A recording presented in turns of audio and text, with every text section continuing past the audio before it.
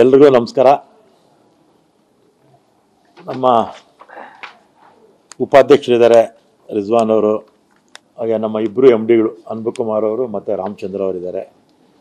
ಇವತ್ತು ಪತ್ರಿಕಾಗೋಷ್ಠಿಯ ಉದ್ದೇಶ ಏನಂದರೆ, ನೆನ್ನೆನೇ ಭಾಳಷ್ಟು ಪ್ರಿಂಟ್ ಮೀಡಿಯಾಗೆಲ್ಲ ಎಲೆಕ್ಟ್ರಾನಿಕ್ ಮೀಡಿಯಾಗೆ ಬಹುತೇಕ ಜನಕ್ಕೆ ಎಲ್ಲರಿಗೂ ಹೇಳಿದ್ದೆ. ಮತ್ತು ಇವತ್ತು ಪ್ರಿಂಟ್ ಮೀಡಿಯಾದವ್ರಿಗೂ ಕೂಡ ಕೆಲವು ವಿಚಾರಗಳನ್ನು ತಿಳಿಸೋಣ ಅಂತ ಇವತ್ತು ಇಲ್ಲಿ ಕರೆದಿದ್ದೀನಿ. ಮತ್ತು BMTC, KSRTC, KKRTC, NWRTC 4 ನಿಗಮಗಳು ಕೂಡ ಬನ್ನಿ ಈ ಕಡೆ. ನಮ್ಮ ಪ್ರಸಾದ್ ಅವರು ಸುಮಾರು ಒಂದು 6-7 ತಿಂಗಳಿಂದಲೂ ಕೂಡ ದರ ಪರಿಷ್ಕರಣೆ ಮಾಡಬೇಕು ಅಂತ ಕೇಳ್ತಾಯಿದ್ರು. ಅವರು ರೆಸೊಲ್ಯೂಷನ್ಸ್ ಮಾಡಿ ನನಗೆ ಕಳಿಸಿದರು. ಈಗ ಸಮಯ ಕೂಡ ಬಂದಿರಲಿಲ್ಲ.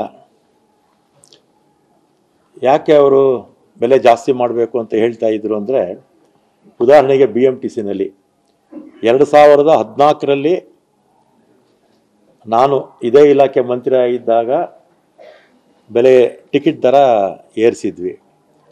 ಆಮೇಲೆ ಆಗ ಡೀಸೆಲ್ ಬೆಲೆ ಕಡಿಮೆ ಆಯಿತು. ಆ 2% ನಾನು ಇಳಿಸಿದ್ದೆ. 14ರಲ್ಲಿ ಬೆಲೆ ಏರಿಕೆ ಮಾಡಿ ಡೀಸೆಲ್ ದರ ಕಡಿಮೆ ಆದಾಗ 2% ಕಡಿಮೆ ಮಾಡಿದ್ದೆ. ಅಂದರೆ 2014ರಿಂದಲೂ ಕೂಡ ದರ ಪರಿಷ್ಕರಣೆ ಆಗಿಲ್ಲ. 2014 ಅಂದರೆ 10 ವರ್ಷಕ್ಕಿಂತಲೂ ಹೆಚ್ಚು ವರ್ಷಗಳಿಂದ ದರ ಪರಿಷ್ಕರಣೆ ಆಗಿರಲಿಲ್ಲ. ಆಗ ಡೀಸೆಲ್ ಬೆಲೆ ಎಷ್ಟಿತ್ತು? 40-45 ರೂಪಾಯಿ ಇರಲಿಲ್ಲ. ನಮ್ಮ ಸ್ಯಾಲ್ರೀಸು ಈಗೇನು ಕೊಡ್ತಾ ಇದ್ದೀವೋ ಅದರಲ್ಲಿ ಅರ್ಧಷ್ಟು ಕೂಡ ಇರಲಿಲ್ಲ. ವೇರ್ ಆ್ಯಂಡ್ ಟೈರು ಕೂಡ ಕಡಿಮೆ ಇತ್ತು. ಅದಾದಮೇಲೆ 2020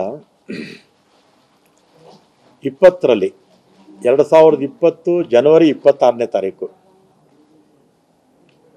ಕಲ್ಯಾಣ ಕರ್ನಾಟಕ, ವಾಯುವ್ಯ ಕರ್ನಾಟಕ ಮತ್ತು KSRTC ಅವರು 12% ದರವನ್ನು ಏರಿಕೆ ಮಾಡಿದರು. 12% ಅಂದರೆ ಆಗ ಯಡಿಯೂರಪ್ಪ ಅವರು ಚೀಫ್ ಮಿನಿಸ್ಟರ್ ಆಗಿದ್ದರು. ಮತ್ತು ಇವತ್ತು ಯಾರು ಪ್ರೊಟೆಸ್ಟ್ ಮಾಡಿದ್ರು ಮೆಜೆಸ್ಟಿಕ್ ಬಸ್ ಸ್ಟ್ಯಾಂಡಲ್ಲಿ ಅವರು ಕೂಡ ಸಚಿವರಾಗಿದ್ದರು. ಆಗ 2020 ಜನವರಿ 26ನೇ ತಾರೀಕು ಫೇರ್ ಹೈಕ್ ಮಾಡಿದಾಗ ಡೀಸೆಲ್ಗೆ ಒಟ್ಟು 4 ಕಾರ್ಪೊರೇಷನ್ಗೆ 9,16,00,000 ಖರ್ಚಾಗ್ತಿತ್ತು. ಒಂದಿನಕ್ಕೆ 9,16,00,000 ಖರ್ಚಾಗ್ತಿತ್ತು. ಈಗ 5 ವರ್ಷದಲ್ಲಿ ಅಂದರೆ 4 ವರ್ಷ 11 ತಿಂಗಳಿಗೆ 13,21,00,000 ಪ್ರತಿದಿನ ಖರ್ಚಾಗ್ತಾ ಇದೆ. ಅಂದರೆ ಆಲ್ಮೋಸ್ಟ್ 4 ಕೋಟಿ 3,94,95,00,000 ಪ್ರತಿದಿನ ನಮಗೆ ಡೀಸೆಲ್ಗೆ ಹೆಚ್ಚುವರಿಯಾಗಿ ಖರ್ಚಾಗ್ತಾ ಇದೆ. ಆಮೇಲೆ ಆಗ ಸ್ಯಾಲ್ರೀಸು TADA ಎಲ್ಲ ಇರುತ್ತಲ್ಲ, ಇದೆಲ್ಲ ಸೇರಿ ಒಂದು ದಿನಕ್ಕೆ 4 ಕಾರ್ಪೊರೇಷನ್ಗೆ 12,85,00,000 ಖರ್ಚಾಗ್ತಿತ್ತು 2020 ದರ ಪರಿಷ್ಕರಣೆ ಆದಂಥ ಸಂದರ್ಭದಲ್ಲಿ ಜನವರಿನಲ್ಲಿ. ಈಗ 18,86,00,000 ಪ್ರತಿದಿನ ಖರ್ಚಾಗ್ತಾ ಇದೆ. ಅಂದರೆ 5.25 ಕೋಟಿ ಅಷ್ಟು ಹಣ ಬರೀ ನಮಗೆ ಸ್ಯಾಲ್ರೀಸಲ್ಲೇ ನಮ್ಗೆ ಜಾಸ್ತಿ ಆಗ್ತಾ ಇದೆ. ಇದೊಂದು 5.25 ಕೋಟಿ, ಇದೊಂದು 4 ಕೋಟಿ, ಅಂದರೆ 9,75,00,000 ಹತ್ತತ್ರ ನಮಗೆ ಪ್ರತಿದಿನ ನಮಗೆ ಖರ್ಚು ಜಾಸ್ತಿ ಆಗ್ತಾಯಿದೆ. ಪ್ರತಿದಿನ ಇದು ಖರ್ಚು ಜಾಸ್ತಿ ಆಗ್ತಾ ಇದೆ. ಆಮೇಲೆ ಎಲ್ಲದಕ್ಕಿಂತಲೂ ಭಾಳ ಮುಖ್ಯವಾದ ಪ್ರಶ್ನೆ ಏನು ಅಂದರೆ, ನಮಗೆ ನಾನು ಅಧಿಕಾರ ವಹಿಸ್ಕೊಂಡಾಗ 5,900,000 ಎಷ್ಟು 5,900 ಕೋಟಿ 5,900 ಕೋಟಿ ಸಾಲ ಇಟ್ಟೋಗಿದ್ರು.